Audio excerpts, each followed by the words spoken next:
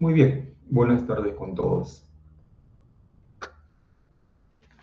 Eh, Me sucedió con una sección y quiero adelantarme a eso preguntando.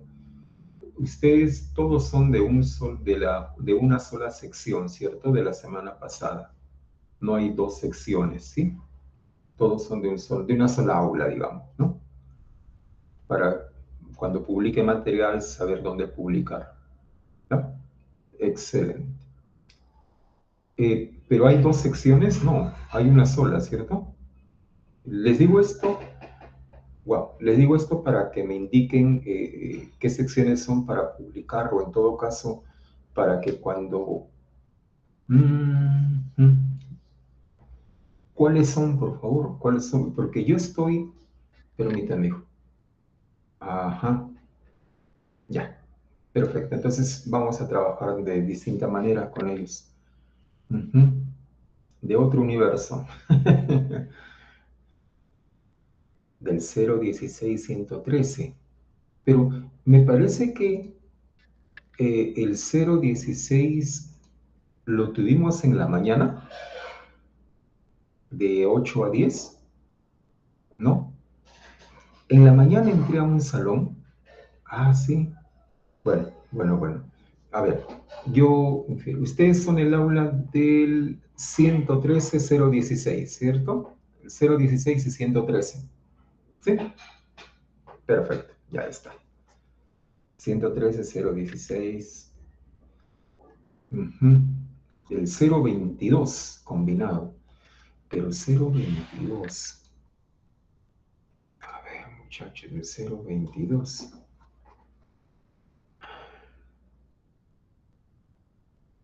Ya, bueno, vamos a solucionarlo en el momento, no hay problema. Bien, hoy, ¿qué vamos a desarrollar? Vamos a hacer un compendio, como estamos haciendo en cada sesión. Hoy vamos a repasar los textos de carácter narrativo, ¿ya? Los textos narrativos. Eh, ¿Han visto el examen de admisión de estas dos últimas semanas, de estos dos últimos días, perdón? ¿Tuvieron oportunidad de analizarlo, de observarlo? ¿Sí?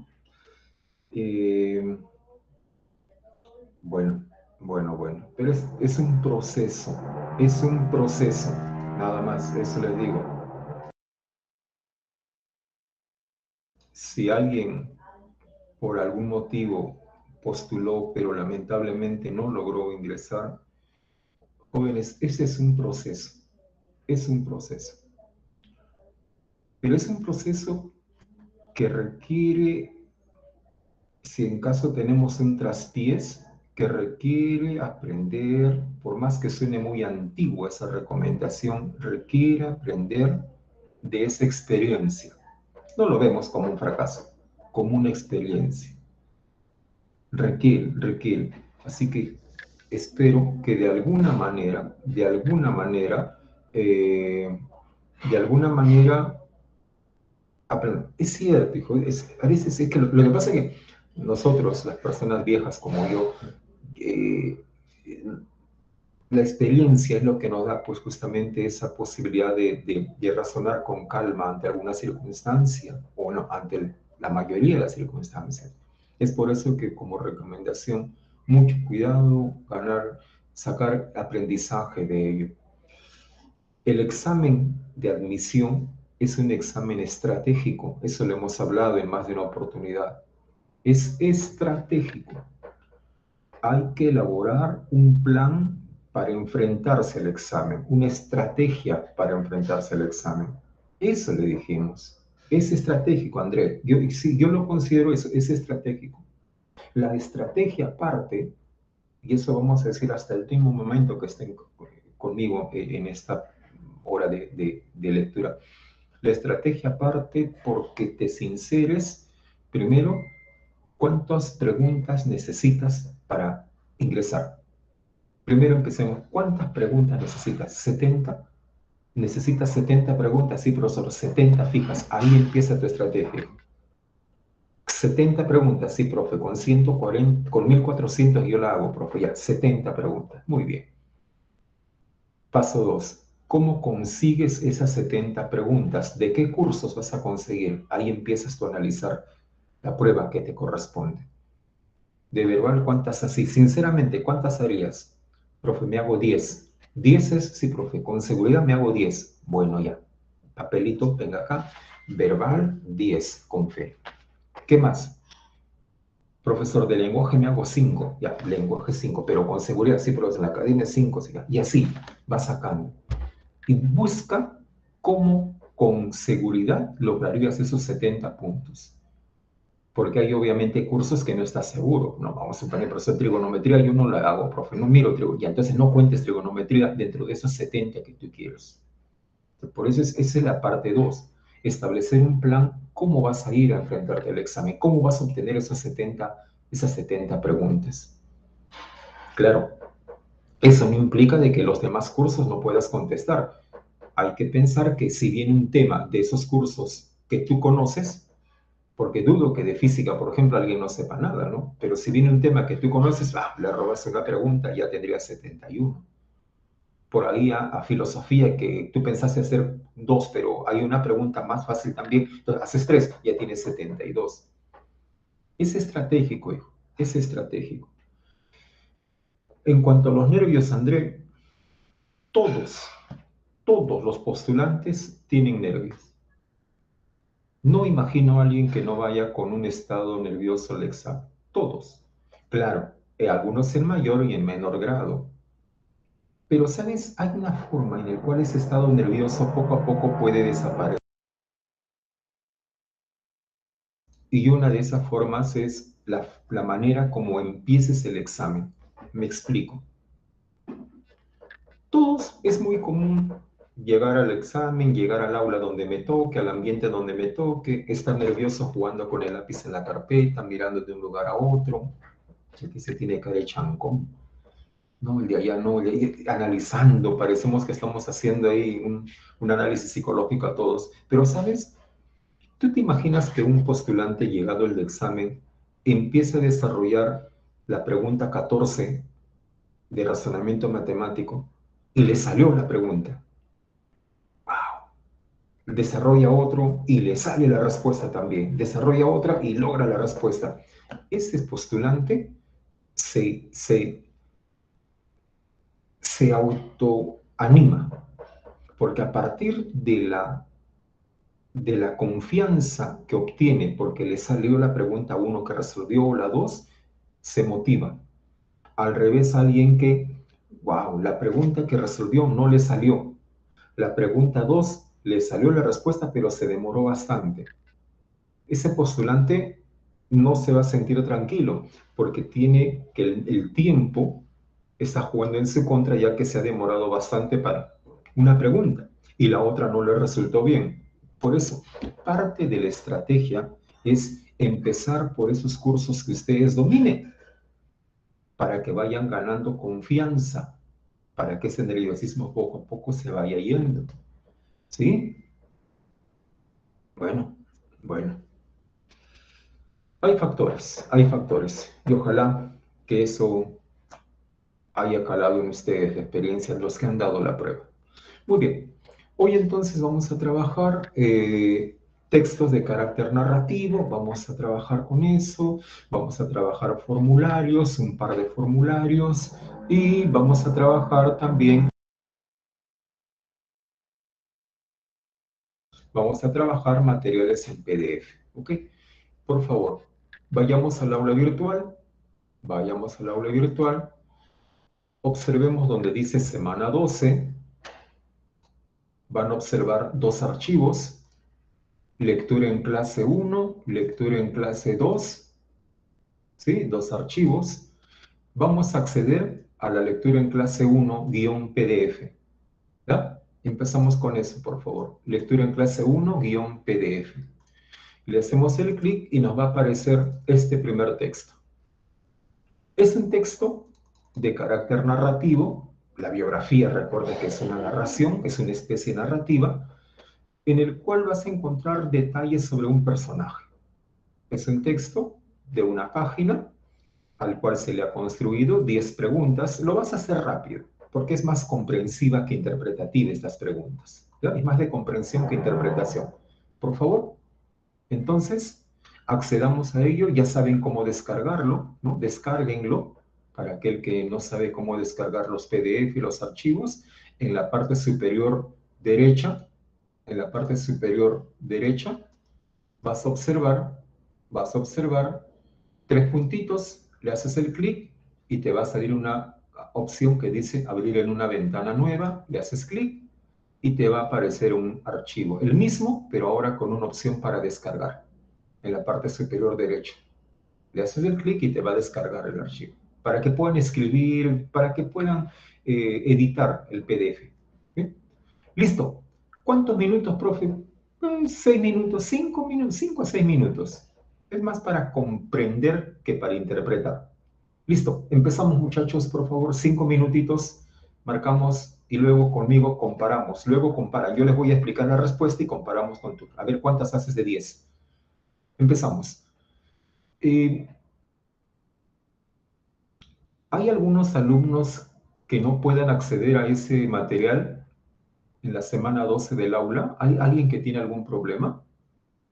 Coméntenme, por favor. ¿Todos pueden acceder? ¿Alguien no pudo acceder? Escríbame en el chat para saber. Sí puede, gracias André. ¿Todos pueden? Ok, ok. Si alguien no puede acceder, me avisa, por favor, ¿sí? Me avisa. Listo. Entonces, corren los 5 minutos desde ahora. Empezamos.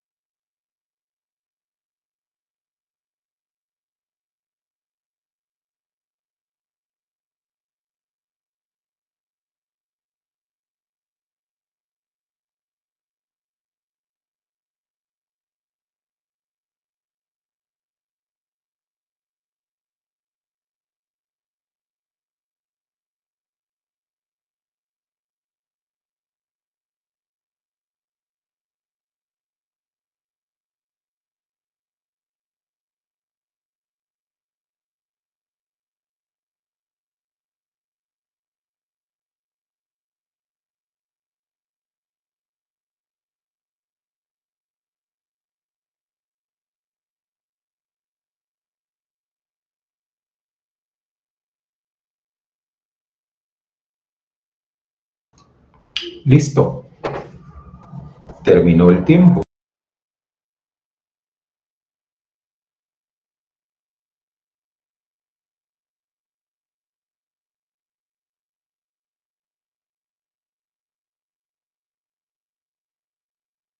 Hasta donde hayamos llegado, ¿no? Vamos a comparar.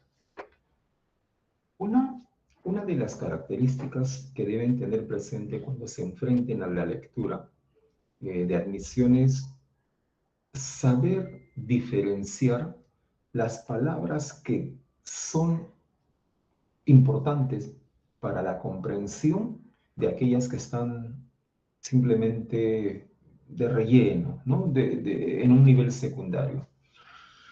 Bajo esta idea, eh, tienes que saber, por ejemplo, ubicar cuáles son los datos puntuales de una lectura.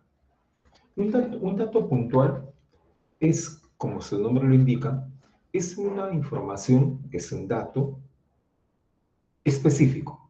Por ejemplo, el nombre de una persona, un sustantivo propio. Ese es un dato puntual. Hay que encerrarlo.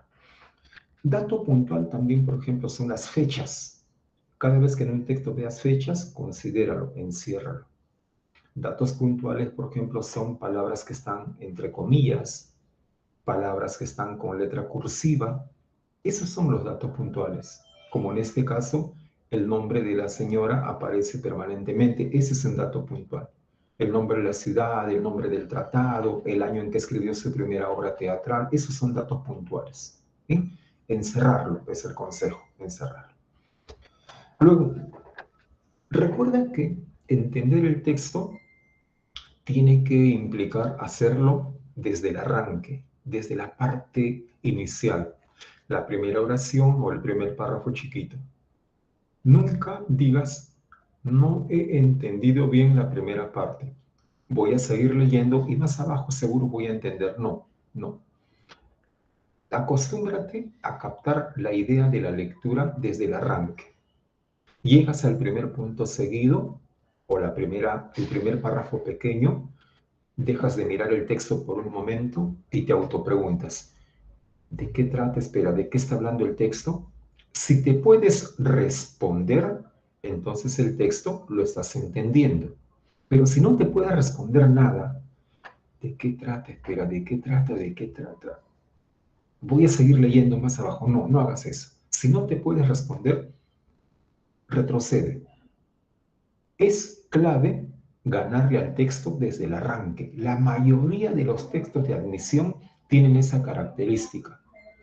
Empiezan con algo importante. Por eso entienda que la estrategia de ganarle al texto desde el arranque tiene que ser parte de tu preparación. ¿Sí?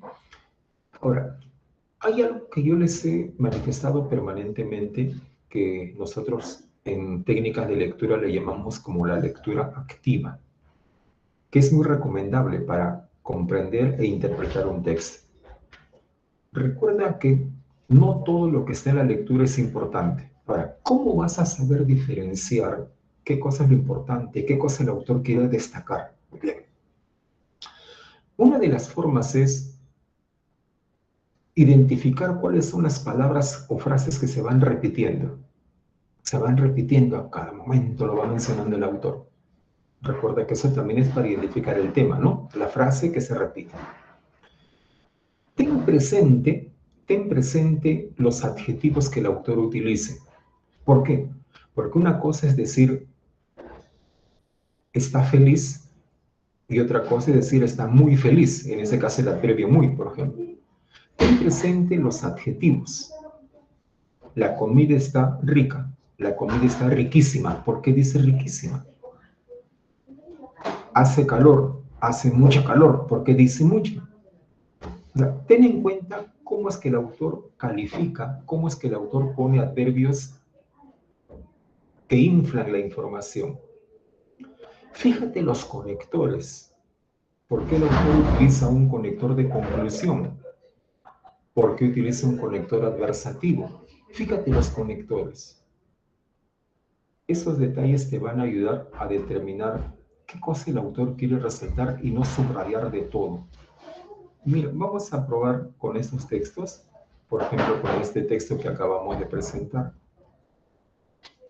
Desde el inicio nos damos cuenta que el autor está destacando a la señora Mary Olympe de Gauss. Desde el inicio. Ese nombre lo repite, repite. Es un nombre puntual. Hay que destacarlo. Es un término puntual. Dice, es una de las muy pocas. No dice es una de las mujeres de la historia antigua, sino dice es una de las muy pocas. Ese adverbio, por ejemplo, nos debe a nosotros llamar la atención, porque el autor la está destacando sobre otras mujeres. Ahora, ¿qué cosa está destacando? Algo que tiene que ver con política. Hasta ahí lo único que puedo saber. El autor parece que va a hablar bien de esta señora porque considera que es una de las muy pocas. Me da esa idea, va a destacar. O sea, ya tengo una idea. Va a hablar bien de ella, la va a destacar. ¿Viste? A pesar de ello, su estatus como precursor en la historia de las ideas no ha cobrado relevancia, sino ciertamente su estatus como precursor. Es decir, ¿qué cosa es el estatus? El estatus es posición privilegiada. ¿Por qué el autor utiliza la palabra estatus? Porque quiere resaltar a la señora Mary como una precursora, como una persona que recién se le da reconocimiento por sus ideas. Ahora, dice, punto. Fue una figura de excepción. ¿Por qué no dijo fue una figura? O sea, ¿por qué el autor no se quedó en decir fue una figura de la Ilustración francesa? ¿Por qué tuvo que decir de excepción? Entonces, ¿por qué? O sea, ¿por qué la destaca? ¿Por qué dice que fue una figura de excepción? En un equipo de fútbol hay 11 jugadores, pero cuando uno de ellos destaca sobre los demás, es un jugador excepcional. ¿No es cierto? Es un jugador excepcional. ¿Qué cosa implica eso? Que los otros 10 no son igual a él. Esa es la palabra excepcional. A eso se refiere la excepción. O sea, ¿por qué dice fue una figura de excepción? Entonces, sigue hablando bien de la señora Mary. Sigue hablando bien que es una figura, que es una persona que destacó. Entonces, conclusión. Este texto está destacando a esta autora francesa. ¿Qué cosas está destacando? Y seguramente cuando has continuado la lectura te das cuenta, destaca sus ideas. Fue una persona que se adelantó a su época. Fue una persona que desde su época ella ya empezaba a luchar por la igualdad de los derechos, porque la mujer tenga igual derechos que los hombres. Ese es lo que destaca el autor de esta señora, por eso dice fue una figura excepcional, por eso dice fue una precursora. Precursora, o sea, antes que aparezcan las ideas de igualdad, ella ya lo estaba diciendo. Y como hemos visto en la parte final, murió, ¿no es cierto? La mataron. Bien, vamos entonces a la pregunta, sí, vamos a las preguntas. La pregunta 1 es una que es muy común en los exámenes de comprensión por el tema central. Con esta pregunta, ¿qué te evalúa un examen? Te evalúa si has sabido identificar alrededor de qué gira toda la lectura. Esa es la pregunta clave. Solamente podemos contestar esta pregunta los que hemos identificado esa palabra o frase clave. La palabra clave del texto es el nombre de la señora. Y para nuestra mala suerte, digamos, todas la tienen.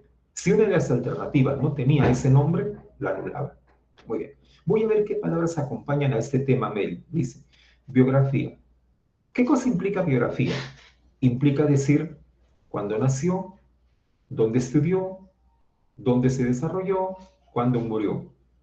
¿Tú te atreverías a decir que este texto es una biografía de Mel? O sea, ¿el autor lo presenta como una biografía? No, está presentando como una mujer que destacó en sus ideas políticas. No es una simple biografía. Así que el tema central no puede ser biografía únicamente. Letra B. Aspecto de la postura vanguardista. Postura vanguardista. Mira qué interesante, porque recuerda que ella se adelantó a su época. De Mary, esa puede ser. Letra D, ideología política. Bueno, menciona social, menciona económica. No es cierto, no fue una ideóloga en economía, no es cierto. Esta palabra ya la malogra. Por eso es que la mejor es B de bueno. ¿Qué te parece? Eso marcaste, se imagino. ¿Sí? Esa marcaste. B de bueno en la 1. Esta es otra pregunta muy común para evaluar la comprensión. Pregunta por la idea medular. Recuerda que esta palabra medular en un examen no solamente viene con ese término, ¿sí? Recordemos que hay otras maneras de preguntar cuando es por idea medular. ¿Te acuerdas? Vamos, recordamos. Estamos fortaleciendo, ¿eh? Medular. Otra palabra que utilizan los exámenes es sustancial. Medular, sustancial. A veces se utiliza la palabra idea nuclear. O sea, en otros términos, ¿qué cosa te dicen? ¿Cuál es la idea central? ¿No? Alrededor de qué gira toda la lectura. ¿Cuál es la oración que le está dando sentido a toda la lectura? ¿Listo? Muy bien. Idea medular. Esta idea que tú vas a marcar en la 2 tiene que tener sentido con lo que tú has marcado en la 1, porque al final los dos dicen lo mismo. Los dos expresan lo más importante, solo que con diferencia de forma. La 1 lo hace con frase y la 2 lo hace con oración. ¿Qué cosa marcamos en la 1? Que el texto habla sobre postura vanguardista de Mary. ¿Cuál era su postura vanguardista? Pues que creía en la igualdad, sobre todo en la igualdad de la mujer. ¿Dónde está eso? Que tenía una postura vanguardista. ¿No te parece que es la letra C cuando dice que es una precursora? ¿No? Ahí está su postura vanguardista. Es una precursora, o sea, lo hizo antes que, ese es precursor, sobre ideas en la condición de las mujeres, los esclavos y los negros. La C es la que habla de esa postura vanguardista. ¿Marcaste en la 2 la C? ¿Qué tal? Ahí, por ejemplo, si uno de los que me está escuchando ha errado en la 1 o la 2, ¿sabes? Hay que ponerse a pensar porque no estás dominando la parte elemental de la lectura. Eso se enseña siempre como primeros temas en un curso de comprensión de textos. Así que eso tiene que ser de todas maneras fácil para ti. Listo. Esta pregunta 3 ya requiere un poquito más de análisis, sobre todo para volver al texto. ¿Sabes cuál es la pregunta que no se podría responder? Es la letra C. Sí. ¿Con qué intelectuales del movimiento? El texto dice que se unió al movimiento de la Ilustración, pero no te menciona con qué personajes de la Ilustración ella empezó a entablar amistad, con quiénes hizo amigo, no te menciona. Así que esta pregunta 3 no se podría responder. ¿Qué actividad artística? Sí, claro. Ella desarrollaba obra literaria. Ella era una artista de la literatura. Sí desarrollaba una carrera literaria. La letra B sí tiene respuesta. Número 4. ¿Qué se podría afirmar a partir del siguiente fragmento? En 1791, Olin decidió responder al escrito con su propia declaración de los derechos de la mujer. Mira, era bien rebelde, ¿no? Era bastante rebelde. Mira, ve. Ella respondió con su propia declaración, cuyo encabezado dice, o sea, en lo que ella respondió,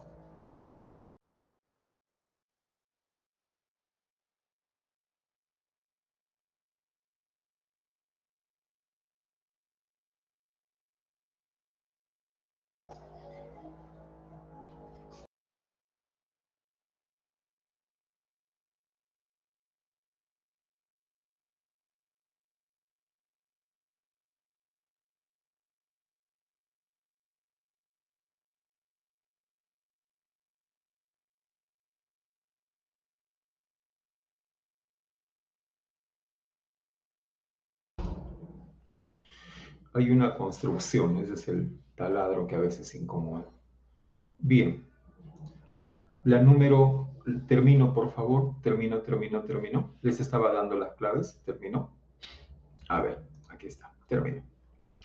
En la número 4 dice, ¿qué se podría afirmar a partir del siguiente fragmento? Muy bien. Eh, si una mujer, en este caso, pregunta, una mujer que busca la igualdad de derechos, le pregunta con un tono de rebeldía, hombre, ¿eres capaz de ser justo? Una mujer te lo pregunta.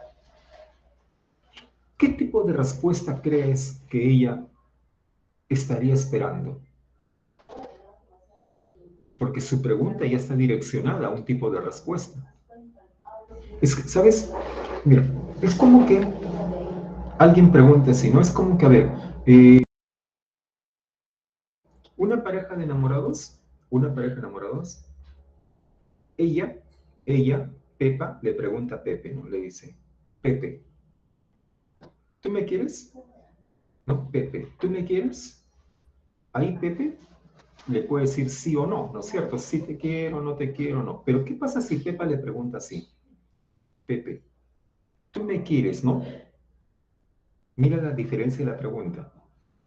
Si le dice, ¿tú me quieres? Pero si tú me quieres, ¿no? Hay diferencias, ¿sí o no, André? Claro, porque la segunda pregunta ya va direccionada hacia dónde quieres tú que te respondan, ¿no es cierto? Tú ya quieres ya sabes tú qué cosa quieres que te respondan. Tú estás obligando con la pregunta a que te respondan. Sí, esas son preguntas con trampitas, pues, hijo. Eso se llaman, ¿sabes qué? En el mundo de estrategias se llama, es una pregunta retórica. A eso le llaman pregunta retórica. Y eso es lo que está haciendo la señora. Cuando ella pregunta, hombre, ¿eres capaz de ser justo? Esa pregunta implícitamente direcciona la respuesta, porque implícitamente le está obligando al hombre, a ver, si dices no o si dices sí, te estás haciendo problemas solo. O sea, la mujer se está enfrentando al hombre y le está diciendo, ¿eres capaz de ser justo? Una mujer te lo pregunta. Está direccionando la respuesta. Eso se llaman preguntas retóricas, porque implícitamente está tratando de que el hombre se meta en problemas con su respuesta. Letra A, por eso es la número 4, hijo. Eso se llama pregunta de carácter retórico. ¿Sí? Que utilizan mucho los políticos, ¿no? Mucho lo utilizan. Número 5. ¿Cuál de las ideas es incongruente? Recuerda que incongruente es igual que incompatible, y cuando tú marcas tu clave es porque has ubicado la palabra que la malogra. En este caso, en la 5, ¿sabes cuál es la respuesta? Es la letra C. ¿Por qué, profesor? ¿Qué palabra lo malogra? Cuando dice volvió a casarse. Esa la malogra, porque el texto dice que ella ya no se casó. Claro, hijo Diego, no volvió a casarse. Eso dice el texto. Así, en el tema de incompatible, incongruente, no se condice, cualquiera de esas expresiones, cuando uno ubica la respuesta, es porque supo identificar la frase o la palabra que la malogró, que la hace incompatible. Pregunta número 5, entonces la malogra cuando dice volvió a casarse. Número 6, ¿qué evento fue clave para el nacimiento del compromiso político de ella? Esa es una pregunta, eso se llama pregunta referencial. ¿Por qué?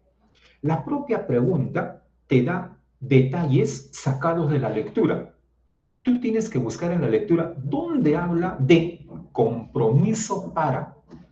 O sea, ¿dónde habla que ella se vio comprometida para enfrentarse a la injusticia? Esa es una pregunta referencial. Según el texto, ¿qué evento fue clave para el nacimiento del compromiso político de ella? Pues en el texto menciona, hay una parte donde menciona que ella le rechazaron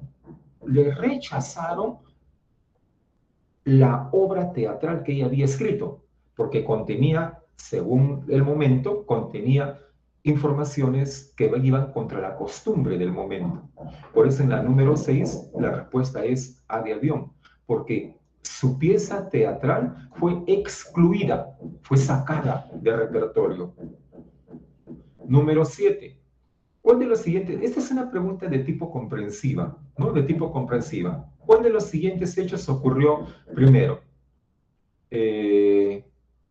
Si nosotros vamos al texto, dentro de la secuencia de datos informativos que da, primero fue que ella recibió amenaza de ser encarcelada.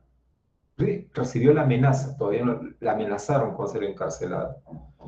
Número 8. En el último párrafo, el autor cita un comentario en un adversario político. Ya, ¿con qué finalidad el autor del texto dice este comentario? Este es lindo, esa es una pregunta muy bonita. ¿Por qué? Cuando ejecutan a esta militante política, cuando la ejecutan, tiempo después, eso dice el texto, ¿no? Tiempo después, dice, un adversario político montañés la mencionó en el discurso. Tiempo después, y mira qué dijo este adversario político, dijo, recuerden a esa mujer hombre, mira cómo la llama, mujer hombre, la sinvergüenza, Olympe de Gauss, quien quiso politiquear, mira ve, despectivo, quiso hacer politiquería y cometió crímenes.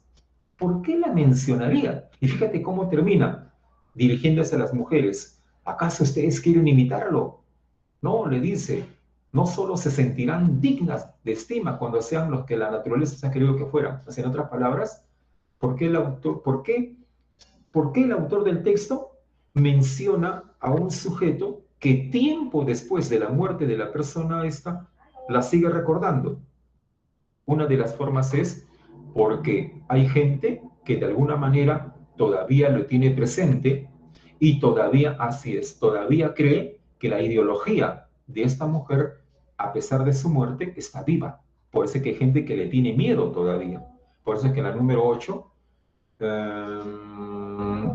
a ver, a ver, a ver, a ver, aquí está. ¿Cuál es la finalidad principal del autor al citar ese comentario? Dice la letra A.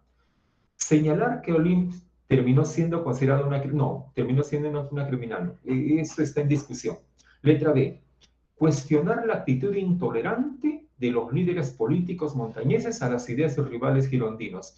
Esa podría ser una posibilidad, porque que la sigan recordando es una forma de decir que su ideología todavía perdura.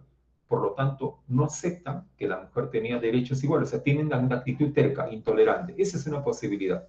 La letra C. Mostrar cuál fue la perspectiva dominante sobre el papel de la mujer en la sociedad tras la Revolución Francesa.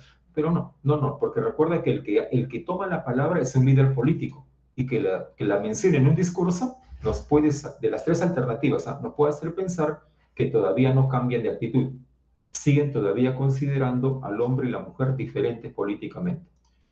Cuestionar la actitud de esos políticos que no cambian a pesar de los años. Número 9. Esta es una pregunta que había que ir al texto de todas maneras. Comenzó su carrera literaria en el año 1774. Es una pregunta literal. Y la 10. ¿Cuál de los siguientes hechos causó la detención de ella? Bueno, no tanto causó la detención de manera directa, sino que fue una excusa, ¿no? Que ella había hecho un cartel propagandístico.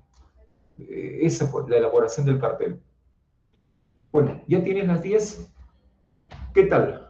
10 C de casa, 9 B de beso, 8 la B de bueno, 7 C de casa, 6 A de avión, 5 C de casa, 4 A de avión, 3 C de casa, 2 también C de casa y 1 B de bueno.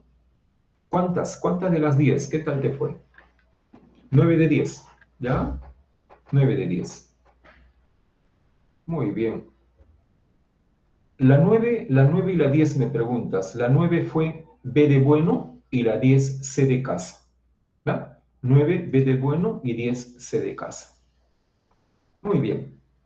7 de 10, 9 de 10, guardó sentido, ¿no? Guardó sentido. Listo. Siguiente. Otros 5 minutitos. Vamos, chicos, vamos. Tenemos que seguir entrenando. Por favor, vayan al aula virtual. Ahora observemos lo que dice lectura en clase 2. 5 minutitos para este texto, hijo, vamos. Es un texto también de carácter narrativo. Eh, Empieza, en los informes de Sir Roger Casement, así empieza, ¿no? Habla sobre un problema que surgió en la selva peruana.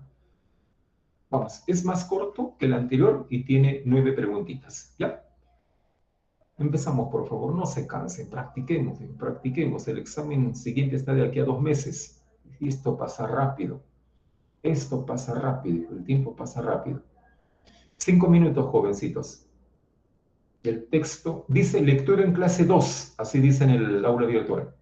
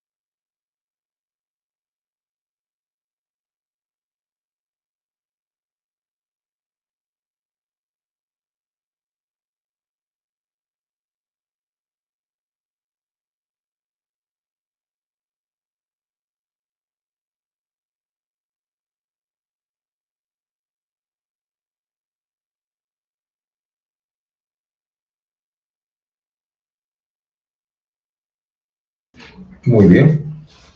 Vamos a explicar este texto. Vamos a ver qué tal ha salido. A ver, explicamos el texto. A ver. ¿Estamos observando, por favor, el archivo? ¿Se puede observar? ¿Sí? Ok. Muy bien. Gracias. Desde el inicio aparece el nombre de Roger y de Rómulo. Y después ya no aparece más, o por ahí un momento los mencionan, ¿no? Y nos habla sobre un informe que ellos habían hecho. Cuando habla de ese informe, dice, en ese informe se decían sobre la forma como se explotaba el caucho en la selva. Pero ¿te has dado cuenta que en la segunda línea le pone el adjetivo horrendas? ¿Por qué no solamente dijo, el informe habla sobre prácticas en la explotación del caucho? ¿Cómo se practicaba la explotación? ¿Por qué el autor le tuvo que poner horrendas? A eso me refiero cuando te aconsejo, identifica esos adjetivos, esos adverbios que el autor los utiliza. Porque a partir de ello tú te puedes dar cuenta qué cosa está queriendo resaltar el autor. Y gracias a esta palabra horrendas, me doy cuenta que el autor quiere hablar de manera crítica sobre la práctica de explotación del caucho en la selva. ¿Sí? Ya, tenemos una idea entonces. A partir de ello aparece el nombre de Julio César Arana. Y este nombre prácticamente lo menciona a cada momento en la lectura. A cada momento, de principio a fin, está mencionado Arana. A cada momento. Listo. Conclusión entonces. Arana tiene peso en la lectura. Explotación del caucho también tiene peso. Vamos a ver. Pregunta número 1. Fundamentalmente, ¿qué cosa es el texto? El texto habla sobre un señor llamado Arana, la letra B, la C y la D. Aunque la letra A no lo tiene, pero implícitamente podemos mencionar que cuando dice que hay una denuncia, pues lo denuncian Arana. Todas tienen Arana. La letra A la tiene de manera implícita. ¿Qué presenta el autor? Presenta una denuncia sobre la explotación del caucho en el Perú, en la selva del Perú. Ya, hasta ahí la letra A podría ser detalle. Letra B.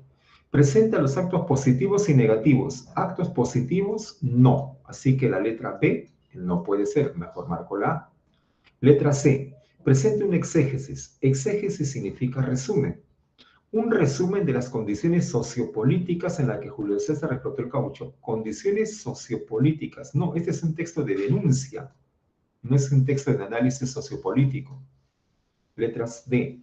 Presenta al cauchero Arana, correcto, su negocio abusivo, correcto. ¿Cuál era el negocio abusivo? La explotación del caucho y su genocidio. ¿Cuál era? Cuando mandaba a asesinar a los nativos. Listo. Tienes la A y tienes la D. ¿Cuál es más completa? ¿Cuál está mejor explicadita? D de dado. Por eso esa es la respuesta. Recuerda que cuando tengas dos opciones, siempre arriesgate por la que tenga más detalles, más explicadita, como digo. ¿Sí? La palabra épico, vocabulario. ¿Épico con qué lo relacionamos? Con el heroísmo, ¿recuerdas? Vocabulario. Muy bien. Dicen que Roger, aquel que hizo la investigación, fue un épico acusador de este señor que nunca fue a prisión, ¿no? O sea, el tal Arana nunca fue, inclusive llegó a ser congresista, pero fue su épico acusador. Él murió ahorcado, entonces murió por una causa que él consideraba justa. Entonces hablamos de una persona que hizo un acto heroico. Por eso es D de dado en la número 2. Número 3. ¿Sabe qué significa detractor? Sí. Detractor es la persona que está en contra de ti. Aquel que te critica contradiciéndote. Muy bien. Si, cuando le acusaban a Arana, muchas veces pensaban que los que lo acusan eran sus detractores, es decir, gente que estaba en contra de él. Si era que estaba en contra de él, entonces eran sus enemigos, porque eran sus detractores. Estás en contra de. Hacen la 3. se colige. No te olvides la recomendación en este sentido. Cuando te pregunten por inferencia, ubícate en dos situaciones. Si la alternativa que estás leyendo es posible o si es poco posible. Si es poco posible, no la marques. Vamos a ver. Con respecto a la explotación del caucho, ¿es posible inferir que fue supervisado por autoridades estatales? Profesor, pero si hubiese sido supervisado, entonces se hubieran descubierto a Arana. Entonces, es poco posible pensar que era materia de supervisión esa explotación del caucho. Letra B. Sobre la explotación del caucho. ¿Es posible pensar que era un negocio muy rentable para los caucheros? Claro, aparentemente sí, porque todo lo que hacían era porque seguramente les daba mucha ganancia económica. Por lo tanto, es posible pensar esto, es posible. Letra D. ¿Es posible pensar que era una actividad desconocida para la mayoría? Mentira. Mentira, porque estaban involucrados los nativos y muchos nativos. Así que desconocida, imposible. Letra D. ¿Es posible pensar que era una actividad que duró cerca de 5 décadas? Si duró cerca de 5 décadas, estaremos diciendo que ya no existe. Por lo tanto, estamos yendo contra una acción futura. Esto de acá, de manera absoluta, no se podría afirmar. B de bueno en la número 4. Número 5. Incompatible. Si has marcado un incompatible, es porque supiste ubicar la palabra o frase que lo hace incompatible. ¿Sí? En la número 5 es la letra D. ¿Qué lo malogra? Cuando habla de su patriotismo. Arana no era ningún patriota. Cuando Arana fue, dice el texto, congresista, él se opuso al Tratado Salomón Lozano, pero no lo hacía por su amor al país, sino lo hacía por sus intereses de negocio que tenía en la selva. 5. La letra D. Incompatible decir que Arana fue un patriota. Número 6. Se colige del texto que durante la explotación del caucho en Putumayo. ¿Qué pasó? En la explotación, o sea, habla el proceso cuando estaban sacando el caucho, durante ese momento de sacar. Nadie se enteró de los abusos de Arana. Nunca se colige algo absoluto, así que el nadie no podríamos saber. Es una afirmación poco posible. Letra B. En el momento de la explotación del caucho, no se tomaron medidas legales contra Arana. No se tomaron medidas legales. De alguna manera, sí, pero Arana siempre salía ganando, ¿no? Él siempre por su influencia. Así que esto, si quieres, lo ponemos con un check de posibilidad, aunque recuerda que él siempre ganaba, pero sí se tomaron medidas contra él, pero ganaba. Ya. Tiene algo de posibilidad, no solo que no es muy directa la letra B. A ver, durante la explotación del caucho, los indios de Putumayo fueron esclavizados. Claro, claro. El texto literalmente lo dice, fueron tratados como esclavos, entonces fueron esclavizados. Esta es mejor respuesta, mucho más directa, mucho más limpia, digamos, que la letra B de bueno. Número 7. Se deduce del texto que Arana y los jefes de sección. ¿Quiénes eran los jefes de sección? Eran sus capataces, era su gente. Estaban a favor de Arana entonces. ¿Tenían intereses económicos opuestos? No. ¿Por qué van a tener opuestos si eran su gente? Así que opuestos no. B.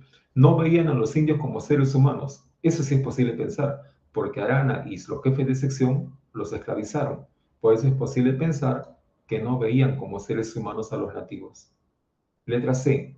Era un grupo de psicópatas desorganizados. Esta palabrita psicópatas es una palabra muy exagerada. Al menos no hay fundamento en el texto para llamarlos que estaban dementes, psicópatas. Poco posible pensar eso. Letra D.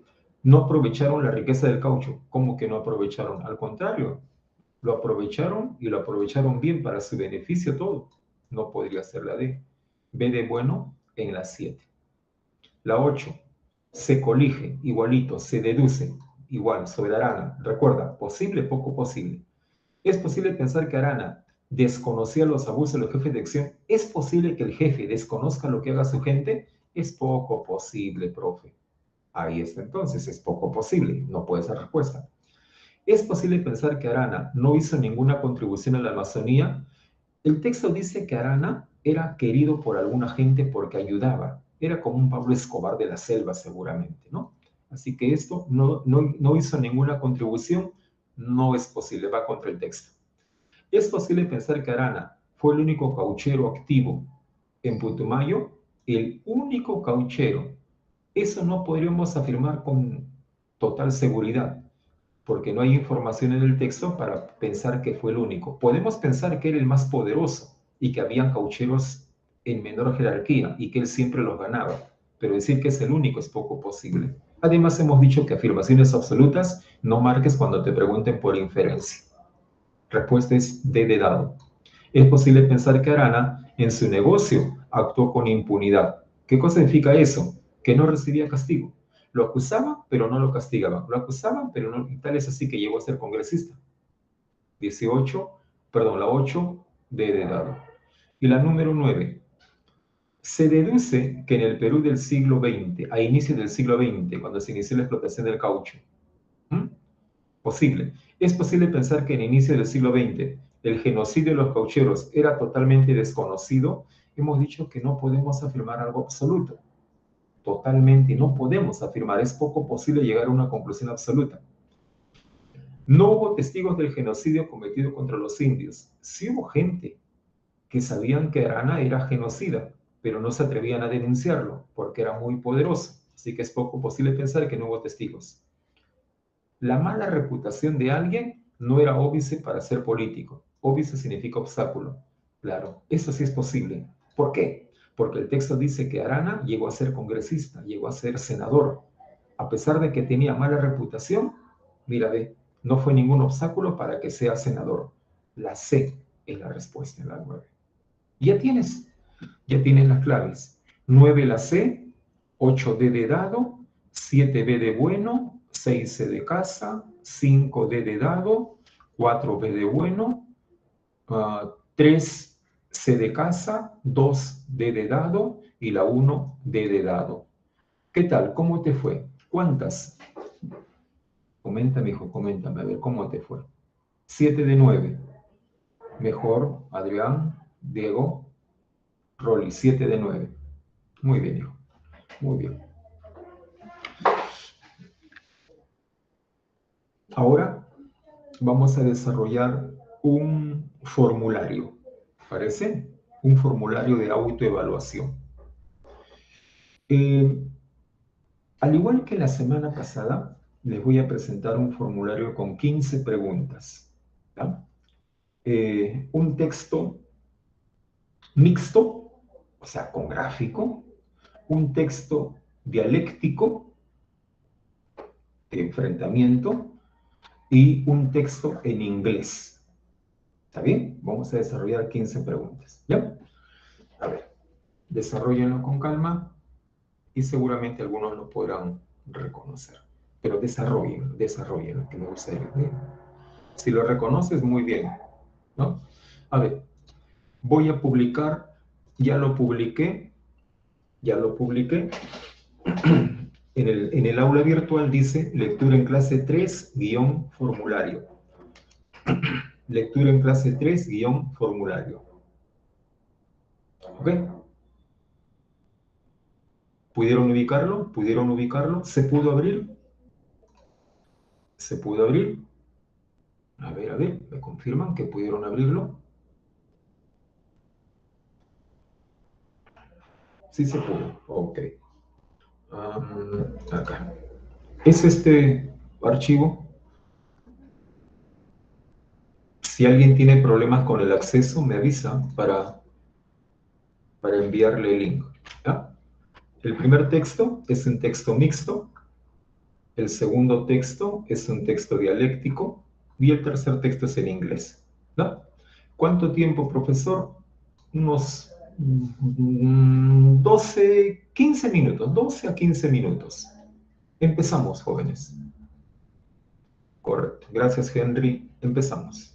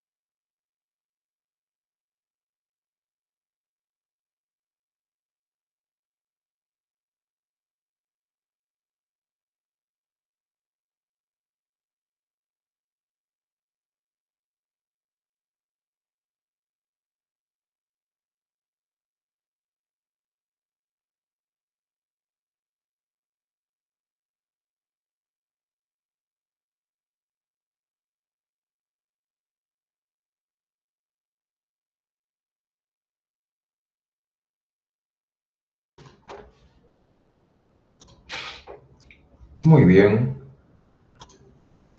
¿Qué tal? ¿Terminaron? Veo que hay más de 30 alumnos, pero hasta el momento solo han entregado 3. Muy complejo. Deben tener algunas preguntas seguramente que realizar. 45, 20 minutos se han tomado. Eh, a ver, la práctica que les he, la práctica que les he publicado para que desarrollen es el examen de admisión, ¿no? Lo habrán reconocido. Es el que se tomó para el día sábado, es el de Ciencias de la Salud del sábado. ¿Lo reconocieron quizá algunos? ¿Sí? Porque al inicio justamente yo le pregunté si es que habían ustedes revisado los exámenes y me dijeron, sí, profe, lo revisé.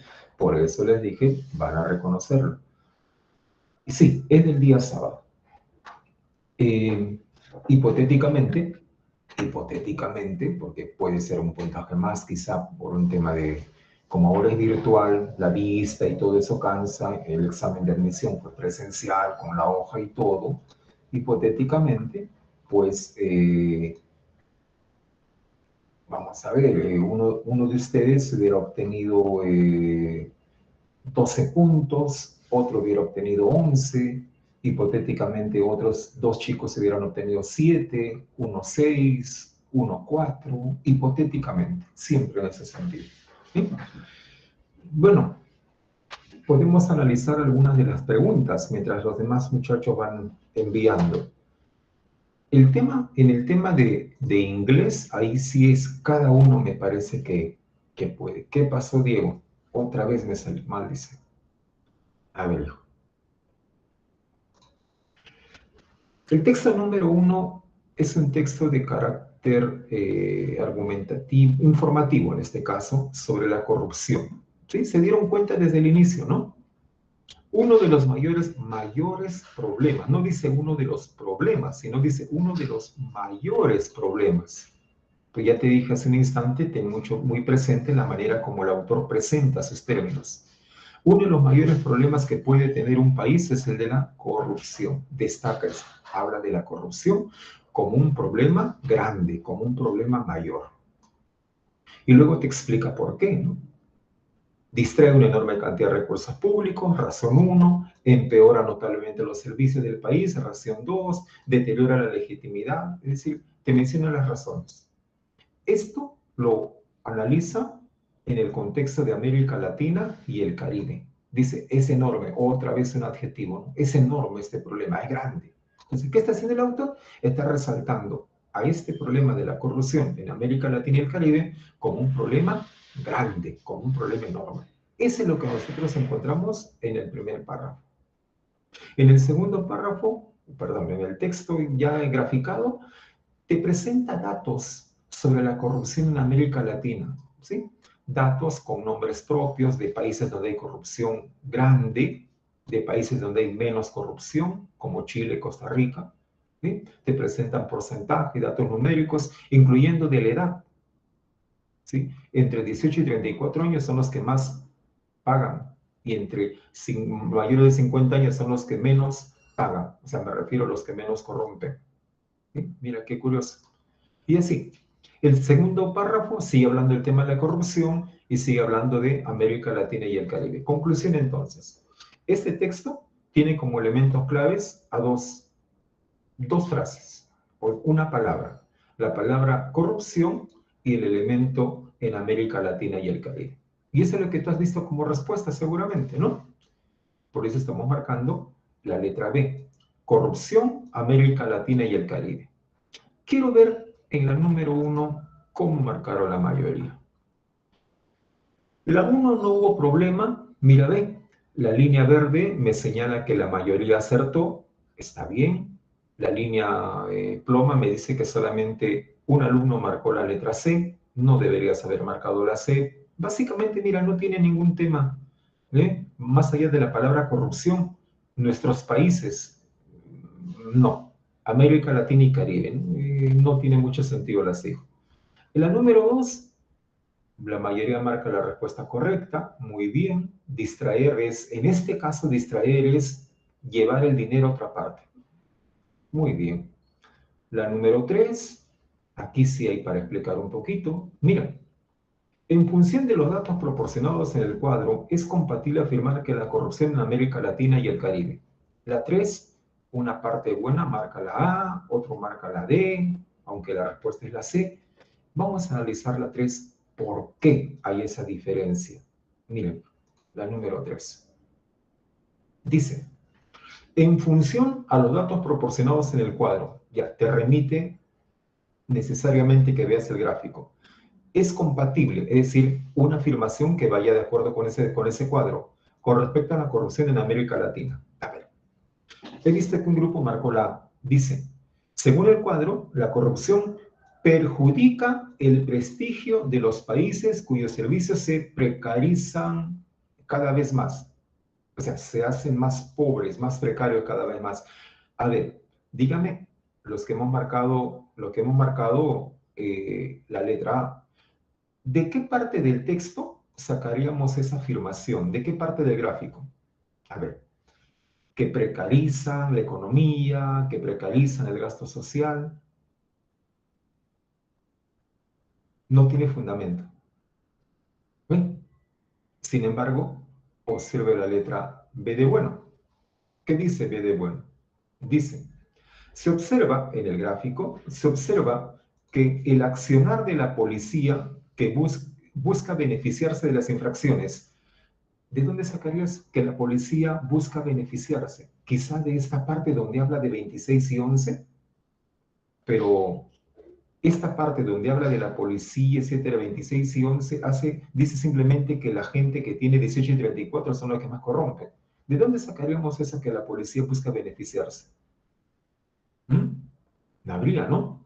Quizá en esta parte donde dice de los que tuvieron contacto con la policía, el último año 24% pagó un soborno, ya. O sea, hubo un 24% que pagó un soborno.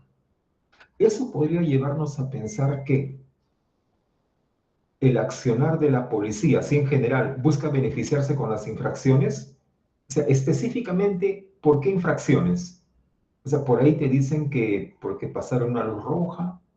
O sea, ¿te das cuenta? No tiene mucho sustento la letra B. La letra C. Afecta de manera desigual a los países, a las franjas etarias, a las instituciones. Esta letra C tenía dos dificultades. Uno, el vocabulario. Esta palabrita franja etaria, etaria viene de edad. Cuando dice franja etaria, hace una referencia a la edad. Por ejemplo, decimos, en el salón que ahora me está escuchando, hay chicos entre 16 y 18 años. Esa es la franja de edad, es la franja etaria. Vamos a poner ese tope, ese límite. Cuando decimos franja etaria hacemos referencia ahí. Y eso es lo que está pasando con el gráfico. Porque el gráfico nos hace mención a franjas etarias, como por ejemplo cuando dice entre 18 y 34 años son los que más sobornan, mayores de 55 son los que menos sobornan. O sea, te da franjas etarias. ¿Ve? Y eso es justo lo que queríamos. Cuando dice desigual de los países en la letra C, claro, el texto te menciona, por ejemplo, cómo en Venezuela hay mayor corrupción y cómo en Chile hay menos. O sea, te da la diferencia de corrupción entre países. Eso también te menciona el gráfico. Entonces, la letra C tiene todos los elementos. ¿Eh? Esa era la explicación. Muy bien. Espero que les haya servido conocer su nivel, conocer el examen, autoevaluarse. ¿Sí? A ver, contestamos una preguntita para terminar. Me dicen, profesor, ¿por qué en la 4? En la 4, ¿por qué no la C? Ujú, ujú. En el texto te dice que, literalmente te dice así, literalmente te dice, este es un problema bastante grave en América Latina, ¿no? Es un problema que cada día empeora, un dato, en América Latina. Es uno de los mayores problemas que puede tener un país, el tema de la corrupción. ¿Sí? Si el texto me está presentando que la corrupción está muy difundida en América Latina, por ejemplo, que 1 de cada 5 personas ha estado involucrada en esto. Entonces, ¿qué cosa podemos pensar? Que si alguien quisiera solucionar el tema de la corrupción en América Latina, no le va a ser fácil. No, no le va a ser fácil. Es posible, por su definición, es posible pensar que va a ser bastante compleja.